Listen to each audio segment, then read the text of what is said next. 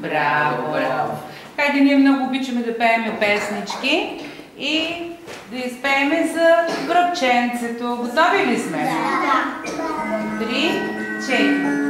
Баба Марта, троп, троп, троп, бърза през горицата, мартенички цял бързо носи на дечицата.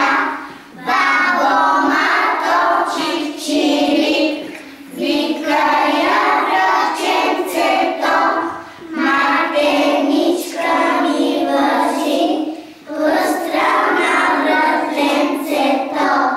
Бабо Марто, ка-ка-ка, вика я дечицата, мартеничка ми въжи, пъстра на ръчичката. Браво, браво. Хайде сега другата песен за мартеничките. Мартенички, мартенички, бели и червени, вижте двете ми ръчички как са украсени. Мартенички, мартенички, всеки да ги види, вдигам двете си ръчички, пролет, пролетите. И най-желаната от вас песен, коя е? На зелената морава. Готови ли сме? Да. На зелената морава баба Марта днес раздава мартенички, мартенички, за големи и манички. Мартенички, мартенички, за големи и манички. Щом дочуха новината и дойдоха от гората, за Любаjo и Мечана, кучето и Лесана. За Любаjo и Мечана, кучето и Лесана. Катеричката добричка, веселата кукувичка, дълбокото магаре, всичките отбор другари.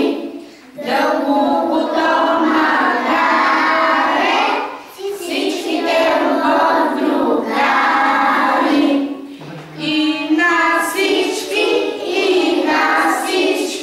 подариха мартенички. Пак запяха хор чудесен, пролетната чудна песен. Пак запяха хор чудесен, пролетната чудна песен. Браво, браво, деца! Нека да сте умни, здрави и послушни. Хайде, бабо, дай ръчичка, баба Марта, да ти върже мартеничка, да си послушай много, че май някой ми казва, че малко не слушате вие момченцата, нали? Но сега ще ми обещаете, че ще слушате. Нали, бабо? Ще ми обещаете ли? Да. Така, що ме обещавате, добре. Стига да го изпълниш после. Милички, дете. Ето, бабо.